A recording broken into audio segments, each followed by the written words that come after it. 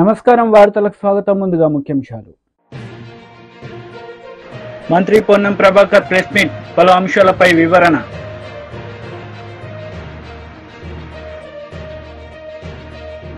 YCP leader Jogi Ramesh press meet, ఇరు పార్టీలపై fire. Congress నేతలు media సమావేశం నిర్వహించారు. ఈ సందర్భంగా పలు అంశాలపై వారు మాట్లాడారు. నిర్మలా సీతారాం కూడా పంపించిన నరేంద్ర మోడీ పేదవాళ్ళ గురించి చాలా చేసినా అని చెప్తుండే. ఇక్కడిదే అర్థమైపోతుంది.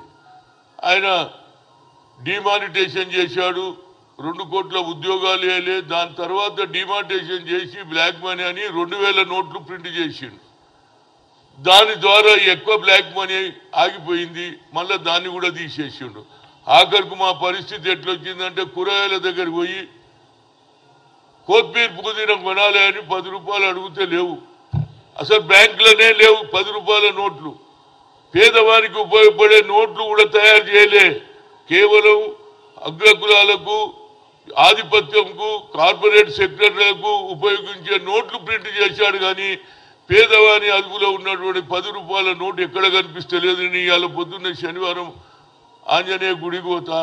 ఆ గుడికి వెళ్ళి బయటకు వచ్చినాక ఎవరికి ఇచ్చేందుకు డబ్బులే లేవు. ఉంటే 50 రూపాయలు, లేకుంటే 100 రూపాయలు. 50 రూపాయలు ఇస్తే రేపు హనుమంతన్న 50 ఇచ్చి 2 రూపాయలు ఇస్తే హనుమంతన్న గాలి తగ్గిందని అనుకుంటున్నాను. అది కూడా ఇవ్వలేదు. కనుక నా ఉద్దేశంలో 10 రూపాయల నోట్లు తప్పనిసరిగా ప్రింట్ చేయాలి. బజార్లో రావాలి. ఏ కిరాణా దుకాణం పోయినా లేదు. చాయ్ ఎవడన్నా ఏది పాన్ తిందామన్నా కూడా 10 రూపాయలు అయ్యాయి. కూరగాయలు, కొత్తిమీర పుదీనా కూడా పైసలు లేకుండా అయిపోతుంది. కనుక నరేంద్ర మోడీ గారు, అదేవిధంగా నిర్మలా సీతారాంకు ఇద్దరికి లెటర్ రాసినా మీకు పంపిస్తా. ఇది చాలా అన్యాయం.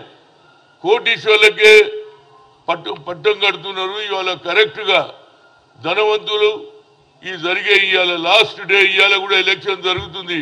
ఇది ధనవంతులకు పేదవారి నడువే జరిగే ఎన్నిక. దానికే రాహుల్ గాంధీ మొదటి నుంచి బడుగు బలైన వర్గాల గురించే మాట్లాడుతున్నారు. తప్పనిసరిగా ప్రతి పేదవాడు, ప్రతి బడుగు కలిగిన ఎస్సీ కావచ్చు, ఎస్టీ కావచ్చు, మైనార్టీ కాదు, తప్పనిసరిగా ఇండియా కూటమిని గెలిపించాలి. తప్ప ఆయన వస్తే పేదవాళ్ళ భవిష్యత్తు బాగుపడుతుంది. ఎందుకంటే ఇందిరాగాంధీ భూ సంస్కరణ అమలు చేసింది, దున్నేవాడికే భూమి ఇచ్చింది, 20 అంశాల కార్యక్రమం చేసింది. అదేవిధంగా ఆయన మనుమడైనటువంటి రాహుల్ గాంధీ గారు కూడా బడుగు బలైన వర్గాలను పైకి తెస్తారన్నాడు. జిత్తునా ఇచ్చేదారి యుక్తి భాగీదారి అన్నాడు. కనుక వాళ్ళ భవిష్యత్తు బాగుండాలంటే ప్రతి ఒక్కరు కూడా ఈ లాస్ట్ ఏళ్ళ ఇప్పటిదానికి అందరూ కూడా బడుగు బలైన వర్గాలకి ఎక్కడ చూసినా అప్కే ఇండియా ఇండియా ఇండియా ఇంకా అంటున్నారు. తప్పనిసరిగా ఇండియా కూటమి గెలిస్తే రాహుల్ గాంధీ దేశానికి ప్రధానమంత్రి అయితే బడుగు బలైన వర్గాలకు లాభం అవుతుంది. ఈ కోటీశ్వర్లకే, అదాని అంబానీలకే లాభం చేశాడు. కాబట్టి ప్రజలు గుర్తించారు. కేవలం ఏది రామ జన్మభూమి దాని మీద అయోధ్య అని చెప్పి రాముని పేరు మీదనే ఓట్లు తీసుకుంటు. కానీ 10 ఏళ్లలో ఒక పేదవానికి కూడా న్యాయం చేయలేదు. పేదవాళ్ళ గురించి ఆలోచన చేసే రాహుల్ గాంధీ ప్రధానమంత్రి అయితే బడుగు బలైన వర్గాలకు న్యాయం జరుగుతుందని మీ ద్వారా చెప్తున్నాను. Thank you very much. ఆ పట్టుదల అది కొనసాగుతూ వస్తూ ఆఖరుకు 41 మంది శాసనసభ్యులు గెలిచిన తర్వాత సోనియా గాంధీకి లేక్ వ్యూ గెస్ట్ హౌస్లో ఆమెకు వినతి పత్రం ఇచ్చామా, we want to live as a self respect. మేము ఈ ఆందోళన పెత్తనంలో ఉండలేము, మా సెల్ఫ్ రెస్పెక్ట్తో బతకాలని ఉన్నది, మా బతుకు మేము బతుకుతామని అప్పటి నుంచి కొనసాగుతుంటే ఎప్పుడైతే చూసిండో 41 మంది సంతకాలు పెట్టగానే కేసీఆర్ కూడా ఆలోచన వచ్చింది. అరే ఇక ఇది కార్యక్రమం బాగుంది, కాంగ్రెస్ కూడా 41 మంది శాసనసభ్యులు సంతకాలు చేసి సోనియా గాంధీకి ఆయన ఉద్యమం పెట్టాడు. ఫైనల్గా ఎప్పుడైతే 1200 మంది చనిపోతున్నారో ఆమె తెలుసుకున్నది ఈ ఆంధ్ర ప్రాంతంలో ఉన్న నాయకులు వ్యతిరేకం చేసినా పర్వాలే, నో మోర్ క్యాజువాలిటీ అని ఆమె తెలంగాణ ఇస్తాన్నది ఇచ్చింది. దాని ప్రతిఫలమే రేపు జరగబోయే తెలంగాణ అవతరోత్సవం సభకు ముఖ్యమంత్రి రేవంత్ రెడ్డి గారు దీనికి సలామీ తీసుకుంటాడు. అదేవిధంగా ఫ్యూచర్లో ప్రభుత్వానికి ఎలాంటి బడుగు బలైన వర్గాలకు సోనియా గాంధీ ఆదేశాలు, రాహుల్ గాంధీ ఆలోచనలను ఇంప్లిమెంట్ చేయడమే కాకుండా 6 డిక్లరేషన్ కూడా డిక్లరేషన్ చేస్తారు. దీనికి సోనియా గాంధీ గారు కూడా తుక్కుగూడలో బహిరంగ సభలో మాట్లాడింది. మళ్ళీ ఎల్బీ స్టేడియంలో ఏ దినమైతే గెలిచిన తర్వాత ముఖ్యమంత్రి హోదా తీసుకునేటప్పుడు అప్పుడు కూడా ఈ 6 డిక్లరేషన్ చెయ్యాలని చెప్పింది. కానీ కొన్ని కారణాల వల్ల ఆమె డాక్టర్ల అడ్వైజ్ అనుకో ఆమెకు అక్కడ బాగా ఎండలు ఉన్నది. నేను నాగ్పూర్లో చూసినా 50 దాటిందని. అలాంటి పరిస్థితులు రాకపోయినా ఆమె ఆశీర్వాదం తప్పనిసరిగా. టీడీపీ లీడర్ మీడియా సమావేశం నిర్వహించారు. ఈ సందర్భంగా పలు అంశాలపై ఆయన మాట్లాడారు. శిక్షణ ఇది మేము చెప్పింది. కౌంటింగ్లో అప్రమత్తంగా ఉండాలి. చీఫ్ పోలింగ్ ఏజెంట్లకు టీడీపీ నాయకత్వం దిశానిర్దేశం. ఫోటోలు కూడా చక్కగా అన్ని పేపర్లో వచ్చినాయి. చంద్రబాబు నాయుడు గారు ఫిజికల్గా లేకపోవడం, పోనీ ఆయన ఏదన్నా జూమ్లోనో దేంట్లో మాట్లాడిన ఎక్కడ సోషల్ మీడియాలో వచ్చుంటే ఖచ్చితంగా చంద్రబాబు నాయుడు గారు ఇది ఇలా చెప్పారు అలా చెప్పారని సాక్షి కొంచెం రాసినా దానికి ఏదో కొంత అర్థం ఉంటుంది. కానీ ఈ దౌర్భాగ్యం కవించి కలపడాలి అని మేము చెప్పామని సాక్షిలో రాస్తారు. దీనికి కారణం ఏంటి? 29/5/2024 సజ్జల రామకృష్ణారెడ్డి వాళ్ళ చీఫ్ ఏజెంట్ల మీటింగ్లో మనకు రూల్స్ లేవు, ఏమీ లేవు, కలపడండి అని చెప్పిన దాని మీద మేము పోలీస్ కంప్లైంట్ ఇచ్చి ఎఫ్ఐఆర్ బుక్ చేసాం. ఇది ఫస్ట్ టైం ఆయన జీవితంలో మెట్లు కింద పట్టాకి మొదటి అంకం. ఇది సకల శాఖ మంత్రిగా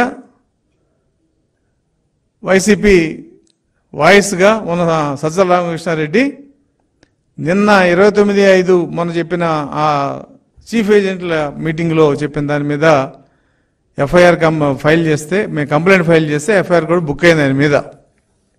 సరే ఇది ఏమవుతుంది ఏంటనేది పక్కన పెడితే, అంటే మేము చెప్పేది ఏంటంటే, మిస్టర్ సజ్జల రామకృష్ణారెడ్డి నీకేం దమ్ముంటే, అమ్మ పాలు తాగుంటే నువ్వు కూడా కంప్లైంట్ ఇచ్చుకో. చంద్రబాబు నాయుడు ఇలా అన్నాడు ఈ మీటింగ్లో, కంప్లైంట్ ఇచ్చుకో, ఎవిడెన్స్ చూపించు. నిన్న మేము పోలీస్ కంప్లైంట్ ఇచ్చినప్పుడు నీ ఎవిడెన్స్, నీ వీడియో మొత్తం పోలీస్ స్టేషన్లో ఇచ్చాం. మంగళగిరి రూరల్లో, తాడేపల్లి రూరల్లో వాళ్ళు ఎఫ్ఐఆర్ కూడా బుక్ చేశారు. అలాగే మేము నిజంగా ఇటువంటిది కవ్వించి కలపడాలని చెప్పి చంద్రబాబు నాయుడు గారు చీఫ్ ఏజెంట్ల మీటింగ్లో చెప్పుంటే, నీకు నేను చేతనవుతే నువ్వు పోలీస్ కంప్లైంట్ ఇవ్వు. ఇంకా అధికారంలో నువ్వే తెచ్చావు కదా. అంతేగాని నీ పేపర్ ఉందని ఈ ముచ్చట కూడా 3 రోజులే, ఖచ్చితంగా ఇవాళ నుంచి 3 రోజుల్లో నీ ముచ్చట్లన్నీ కరిగి ఆవిరైపోయే పరిస్థితి వచ్చింది. అందుకని వాళ్ళ పోలీసులు కూడా సజ్జల రామకృష్ణారెడ్డి లాంటి వ్యక్తి మీద ఎఫ్ఐఆర్ కడతాకి వాళ్ళే వెనకాళ్ళ. అదే ఒక 6 నెలల కిందట సజ్జల రామకృష్ణారెడ్డి మీద ఎఫ్ఐఆర్ కట్టాలంటే ఈ వ్యవస్థలో మాకు అయ్యే పని కాదు. కాబట్టి నీ దిగజారుడు, నీ పతనం స్టార్ట్ అయింది. ఒక మెట్టు కిందకు వచ్చావు నువ్వు ఆల్రెడీ. నీ నాయకుడు కూడా దాదాపుగా ఒక నిర్ణయానికి వచ్చారు, మనం ఇక ఉండవు అని. ఈ పరిస్థితుల్లో కొద్ది గొప్ప విఘ్నత ఉన్న మనిషి ఎవడైనా కూడా ఎవరిని నొప్పించకుండా బ్యాలెన్స్డ్గా వాళ్ళకి పబ్లిక్ నుంచి ఇబ్బంది లేకుండా మాట్లాడే అలవాటు చేసుకుంటారు. కానీ మీరేం మారలా. మీ అలవాట్లు, మీ దుష్ప్రచారం ఏమీ మారలేదు, మారవు కూడా. అది మారాలంటే 4వ తారీఖు సాయంత్రమే అవుతుంది. చంద్రబాబు నాయుడు మీటింగ్లో ఎక్కడున్నాడు? ఇది 3 పేపర్ల ఫోటోలు కూడా వేశారు. డాయస్ మీద ఎవరుంది? అచ్చెన్నాయుడు గారు రావాల్సిన మీటింగ్కి యనమల గారు వచ్చి చెప్పడం జరిగింది. మిగతా వాళ్ళందరూ కూడా ఒక్కొక్క సబ్జెక్టు మీద ఒక్కొక్క గంట, అరగంట అలా చెప్పారు. 4ంటి మీటింగ్ క్లోజ్ చేసాం. చంద్రబాబు నాయుడు గారు వచ్చి మాట్లాడినట్టు ఎక్కడైనా సోషల్ మీడియాలో వచ్చిందా? సోషల్ మీడియా తెలుగుదేశానికి కూడా ఉంది కదా. ఒకవేళ నిజంగా చంద్రబాబు నాయుడు గారు జూమ్లో మాట్లాడుంటే ఖచ్చితంగా మేము దాన్ని పబ్లిసిటీ చేసేవాళ్ళం. YCP leader Jogi Ramesh press meet నిర్వహించారు. ఈ సందర్భంగా పలు అంశాలపై ఆయన మాట్లాడారు. తెలుగుదేశం పార్టీ గగ్గోలు పెట్టే తెలుగుదేశం పార్టీ సోషల్ మీడియా ఇన్నిసార్లు అడుగుతా ఉన్నా కానీ కనీసం సమాధానం చెప్పటానికి కూడా ముందుకు రావట్లేదంటే అసలు దీంట్లో ఉన్న రహస్యం ఏంటి? చంద్రబాబు నాయుడు ఏ దేశానికి పోయాడో తెలీదు, ఎక్కడున్నాడో తెలీదు, విశ్రాంతి కోసం వెళ్ళాడో తెలీదు, వైద్య పరీక్షల కోసం వెళ్ళాడో తెలీదు, పెట్టుబడుల్ని ఆకర్షించటం కోసం వెళ్ళాడో తెలీదు, పెట్టుబడులు ఆకర్షితుడై పెట్టుబడులు పెట్టడం కోసం వెళ్ళాడో తెలీదు. నల్లధనం మొత్తం కూడా తీసుకెళ్లి ఎక్కడన్నా ఏ దేశంలో పెట్టాడో అది తెలియదు. దోచుకున్న డబ్బంతా తీసుకెళ్లి ఏ దేశంలో ఉన్న దాచాడో అది తెలియదు. ఈ పరిస్థితుల్లో హైదరాబాద్ నుంచి బయలుదేరాడు. శంషాబాద్లో అక్కడ ఇమిగ్రేషన్ అధికారులు ఇతను స్కాములో ఉన్నాడు కదా, స్కిల్ డెవలప్మెంట్ స్కామ్లో ఉన్నాడు, ఇంకా స్కాముల్లో చాలా అట్లో ఉన్నాడు. అభ్యంతరం పెట్టారు. ఆ తర్వాత పేపర్లు ఏవి చూపించారు, వదిలిపెట్టారు. వదిలిపెట్టిన తర్వాత ఇతను గాని ఇతను కొడుకు గాని అమెరికాలో వెళ్తున్నాడని చెప్పేసి ఒక వార్త. తీరా చూస్తే అమెరికా అంతా కాలించారంట. అక్కడ తెలుగుదేశం పార్టీ ఎన్ఆర్ఐ విభాగానికి సంబంధించిన కోమటి జయరాం, చంద్రబాబు నాయుడు అమెరికా రావట్లా, మాకే కనపడలా అని చెప్పేసి ఆయన ఒక పత్రికా ప్రకటన. అక్కడ లేడు. ఇంతకీ ఎట్లయిపోయాడు అంటున్నారు. ఎట్లలో చంద్రబాబు నాయుడు ఏ దేశం వెళ్ళినా చంద్రబాబు నాయుడు చేసేది ఏంటంటే ముందు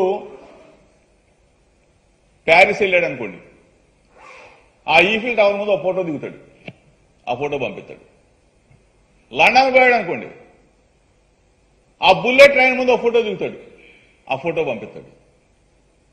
సింగపూర్ పోయాడు అనుకోండి, సింగపూర్ రోడ్ల మీద ఫోటో దిగుతాడు. మలేషియా పోయాడు అనుకోండి, ఆ ట్విన్ టవర్స్ ముందు ఒక ఫోటో దిగుతాడు. చంద్రబాబు నాయుడికి ఇంత మీడియా అంటే ప్రచార పిచ్చి ఉన్న చంద్రబాబు నాయుడు ఈఫిల్ టవర్ తీసుకొచ్చి ఆంధ్రప్రదేశ్లో కడతానంటాడు, ట్విన్ టవర్స్ తీసుకొచ్చి ఆంధ్రప్రదేశ్లో కడతానంటాడు. అండమాన్ పోతే అండమాన్లో ఉన్న సముద్రం తీసుకొచ్చి ఆంధ్రప్రదేశ్లో నిర్మించేస్తానంటాడు. ఇంత పిచ్చున్న చంద్రబాబు నాయుడు ఏమైపోయావు అసలు 10 రోజులు? ఎందుకు ఇంత దాపరికం? ఎందుకు ఇంత దాచుకుంటా ఉన్నారు? దీని మీద చెప్పవలసిన బాధ్యత మీకు ఉంది కదా. మా వైఎస్ఆర్ పార్టీ తరఫున మేము ఎన్నిసార్లు మేము అడుగుతా ఉన్నామే, ఏ దేశం పోయావు, ఎక్కడ ఉన్నావు, ఏం చేశావు అంటే బాధ్యత గల ప్రతిపక్ష పార్టీకి, అంటే తెలుగుదేశం పార్టీ అధ్యక్షుడు బాధ్యత గల ప్రతిపక్ష నేత కాబట్టి ఇంటెలిజెన్స్ అధికారులు చెప్పరు. అతనికి ఉన్న పిఎస్ రాజగోపాల్ ఎవరో ఉన్నారు, అతను మాత్రం చంద్రబాబు నాయుడు శంషాబాద్ ఎయిర్పోర్ట్లో దిగుతాడు, చంద్రబాబు నాయుడు శంషాబాద్ ఎయిర్పోర్ట్లో ఎక్కుతాడు. ఎక్కడికి ఎక్కుతాడు, ఎక్కడికి వెళ్తాడు, ఎక్కడి నుంచి వస్తున్నాడు?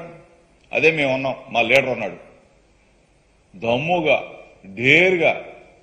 మా జగన్ అన్న, మా జగన్మోహన్ రెడ్డి గారు, మా ముఖ్యమంత్రి గారు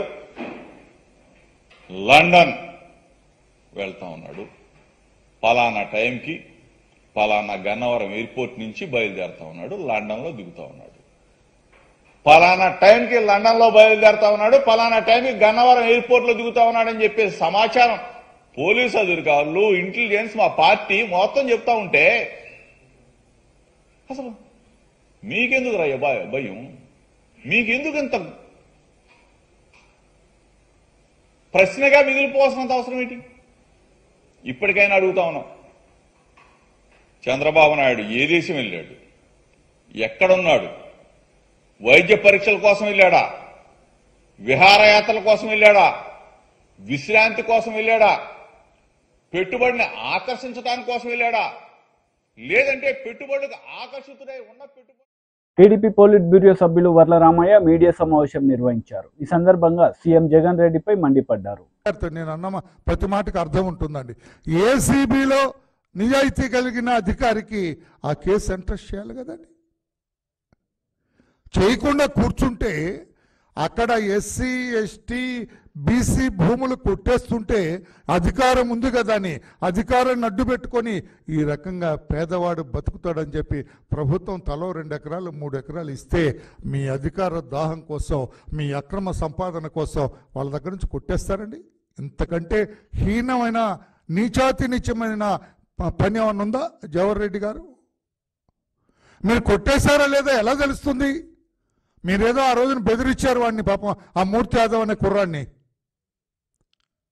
నీ మీద ఆ పరువు నష్టం దావా వేస్తా, నీకు లీగల్ నోటీస్ పంపించండి, ఏమవుతుంది? లీగల్గా అతను ప్రొసీడ్ అవుతాడు. మీ మీద ఆరోపణలు వస్తే దానికి సమాధానం చెప్పకుండా మూర్తి యాదవ్ని బెదిరిస్తారేంటి? మీకున్న అధికారాన్ని పెట్టుకొని ఆ మూర్తి యాదవ్ని చంపేస్తారా? You are the chief secretary of the state, you can do anything in the state. నేను అనుకుంటున్నా ఈ రోజున మూర్తి యాదవ్ ప్రాణానికి హాని ఉన్నది. మీరు ఆ పదవిలో కూర్చొని ఉంటే మూర్తి యాదవ్ అనుక్షణం అతని ప్రాణాలకి హాని, అతని మీద పెద్ద వేటకత్తి వేలాడుతున్నట్టే లెక్క. అది పరిస్థితి. మీరెందుకు సమాధానాలు చెప్పరు చీఫ్ సెక్రటరీ గారు? నేను ఎలక్షన్ కమిషన్ అడుగుతూ ఉన్నా. Of course this case may not be connected to you. Election కమిషన్కి సంబంధం లేకపోవచ్చు. ఇతని అవినీతి చీఫ్ సెక్రటరీది, లేకపోతే ఇతను భూముల దందా, లేకపోతే ఈ భూ మాఫియా, ఇది మీకు ఎలక్షన్ కమిషన్కి సంబంధం లేకపోయి ఉండొచ్చు. I agree with that. కానీ ఇంత మకిలి పూసుకున్న చీఫ్ సెక్రటరీ, ఇన్ని ఆరోపణలు, అవినీతి ఆరోపణలు ఎదుర్కొంటున్న చీఫ్ సెక్రటరీ రేపు కౌంటింగ్ పర్యవేక్షించగలడా? పర్యవేక్షిస్తే న్యాయం జరుగుతుందా? నిష్పక్షపాతంగా జరుగుతుందా? ఆ వరలరామ ఏదో నా మీద మాట్లాడాడు, వాడి పార్టీకి అన్యాయం చేయండి అంటాడు ఆయన. ఆ మూర్తి యాదవ్ నా మీద ఆరోపణలు చేశారు, వాడి సంగతి చూడు, వాడి పార్టీ గెలవకూడదు అంటాడు, నా పార్టీ గెలవాలంటాడు. అంతే కదా? Then why don't this election commission ఈ పాయింట్ మీద మీరు ఎందుకు ఇన్వాల్వ్ అవ్వరు? You have to keep this CS immediately away from this election duties. Still your code of conduct is on force. Code of conduct ఉంది కదా. ఇంత మకిలి పూసుకున్న అధికారి ఎవరైతే పెద్దసారిగా చలామణి అవుతున్నారో ఆయన ఎలా ఉంటారు చీఫ్ సెక్రటరీగా? ఉంటే కౌంటింగ్లో న్యాయం జరుగుతుందా? స్ట్రైట్ క్వశ్చన్ వేస్తున్నాను నేను కేంద్ర ఎన్నికల ప్రధానాధికారికి, మీకు డైరెక్ట్ క్వశ్చన్ ఇస్తున్నా. ఇంత అవినీతి ఆరోపణలు ఎదుర్కొంటున్న ఈ సిఎస్ రేపు 4వ తారీఖున జరగబోయే కౌంటింగ్లో ఇతను ఉంటే, ఈ పదవిలో కొనసాగితే న్యాయం జరుగుతుందా? నిష్పక్షపాతంగా కౌంటింగ్ జరుగుతుందా? ఏదన్నా డిస్ప్యూట్ వచ్చినప్పుడు ఇతను న్యాయం చెప్పగలడా? ఆ న్యాయం చెప్పినది సరైన న్యాయమా? ఎలక్షన్ కమిషన్ కూడా ఆలోచించాలని చెప్పి నేను తెలియజేస్తున్నా. రాజేంద్రనాథ్ రెడ్డి గారు, ఇది మీ నిర్లిప్తత, మీ ఉదాసీనత ఊరికనే పోదు. 4 రోజులే టైం ఉంది. Better you register suo motu case against chief secretary. అది మీకు కూడా మంచిదని చెప్పి, మీ వృత్తి ధర్మానికి మంచిదని చెప్పి కూడా నేను తెలియజేస్తున్నా. కాస్తో కోస్తో పోలీసింగ్ తెలిసిన వాడిగా తెలియజేస్తున్నా. ఏసీబీ చీఫ్గా you have to order for suo motu case to be registered. Register చేయకపోతే మీరు మీ విధి నిర్వహణలో మీరు అనవసరంగా చీఫ్ సెక్రటరీకి ఒత్తాసు పలిగినట్లు లెక్క, న్యాయపరంగా వ్యవహరించనట్లే లెక్క అని చెప్పి కూడా తెలియజేస్తున్నా. నేను అడుగుతున్నా చీఫ్ సెక్రటరీ గారు, who is this Trilok? Trilok అనే వ్యక్తి మీకు సంబంధం ఉందా? లేదు. ఉంది. చెప్పండి సమాధానం. మీరు మూర్తి యాదవ్ని బెదిరించినట్లు వరలరామయ్యని బెదిరించలేరు కదా. నేను ఇప్పుడు అడుగుతున్నా, సరిగా ఒక ప్రశ్న వేస్తున్నా. గౌరవ చీఫ్ సెక్రటరీ గారు, హూ ఇస్ దిస్ త్రిలోక్? ఈ త్రిలోక్ అనే వ్యక్తి మీ తరఫున, మీ పంపున, మీ అబ్బాయి తరఫున అక్కడ తిరుగుతూ, విజయనగరం విశాఖపట్నం జిల్లాల్లో తిరుగుతూ, ఆ చుట్టుప్రక్కల గ్రామాల్లో తిరుగుతూ, ఎస్ఐని భూములున్న పేద ఎస్సీ, ఎస్టీ, బీసీ వర్గాల్ని మభ్యపెడుతూ సెంటు 16,000 అంటండి. 16,000కి సెంటు ఎక్కడ ఇస్తారండి విశాఖపట్నం జిల్లాలో? ఇది కూడా చూపించా. ఈ డాక్యుమెంట్ నా దగ్గర ఉందండి. ఇది త్రిలోక్ గారు ఇప్పుడు ఎప్పుడైతే ఎవరి త్రిలోక్ అనే చీఫ్ సెక్రటరీ గారిని అడిగా, ఆ త్రిలోక్ గారు కార్తిక అప్పల పైడమ్మ దగ్గర నుంచి రిజిస్టర్ చేయించుకున్నాడు. త్రిలోక్ గారు, అయ్యా చూడాలా పాత్రికేయ సోదరులారా, చీఫ్ సెక్రటరీ గారిని ఇప్పుడు నేను ప్రశ్న వేశా, హూ ఈజ్ దిస్ త్రిలోక్ అని. ఆ త్రిలోక్ అనే వ్యక్తి నా దగ్గర ఒక డాక్యుమెంట్ దొరికింది, ఇంకా చాలా వస్తున్నాయి.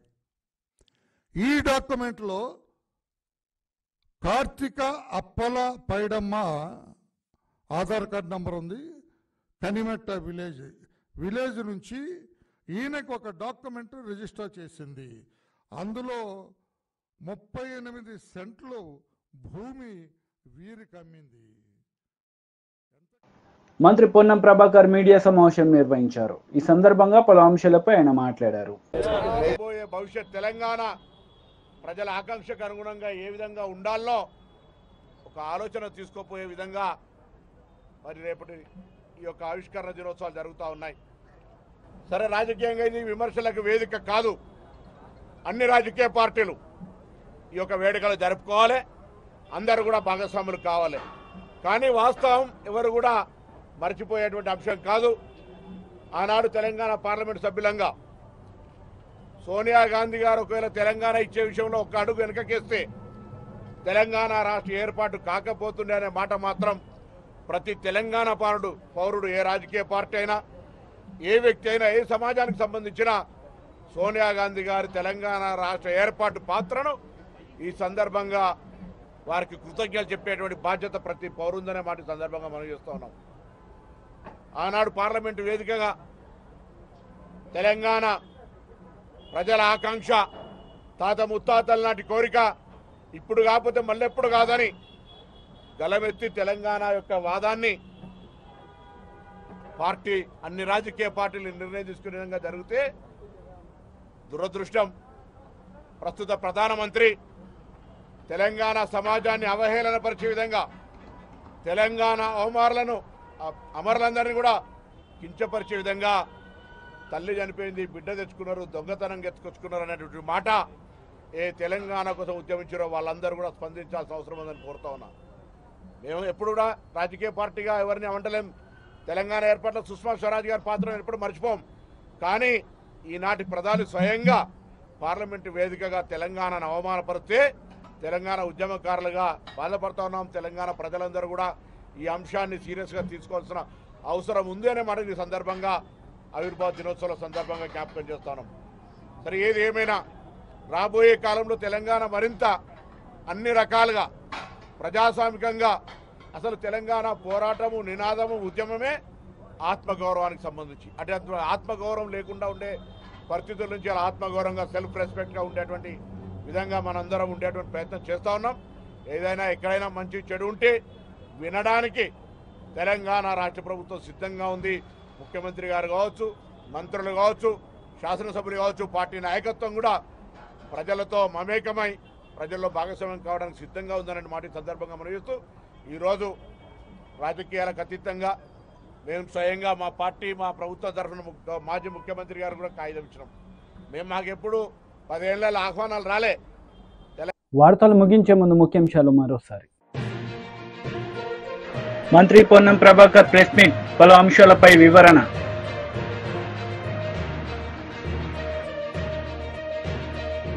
YCP leader Jogi Ramesh press meet, ఇరు పార్టీలపై ఫైర్.